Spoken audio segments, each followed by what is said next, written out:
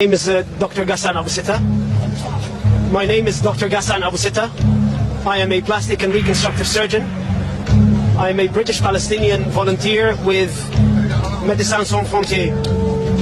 This morning, upon the request of Al Ahli Hospital administration, I moved from Shifa Hospital to Al Ahli Hospital to help out with the treatment of some of the wounded, as the number of wounded had exceeded the number of beds in the hospital.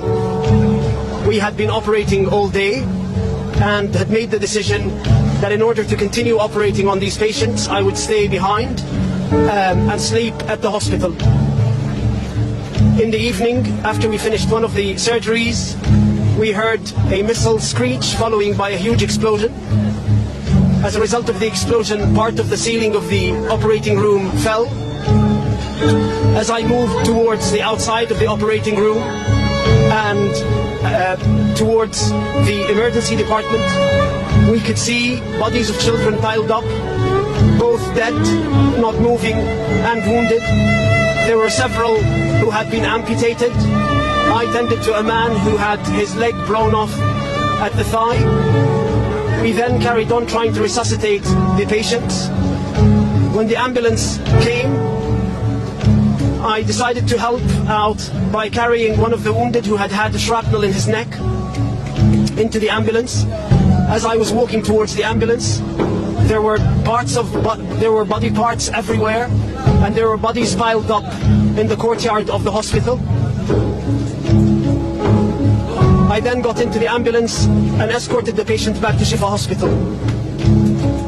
This morning, when I drove into the hospital, I noted how full the hospital courtyard was, with families who had sought refuge inside the hospital, thinking that it would be a safe haven.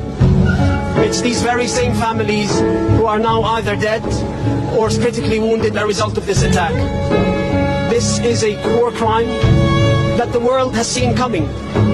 Israel has been warning the entire world that it was going to attack Palestinian hospitals, and it did exactly that.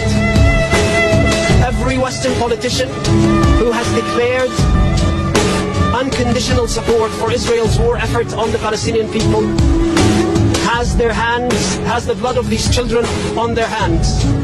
That unconditional support is what led us to this massacre.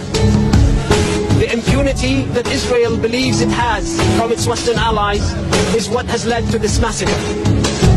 No other country feels the impunity to target hospitals and get away with it.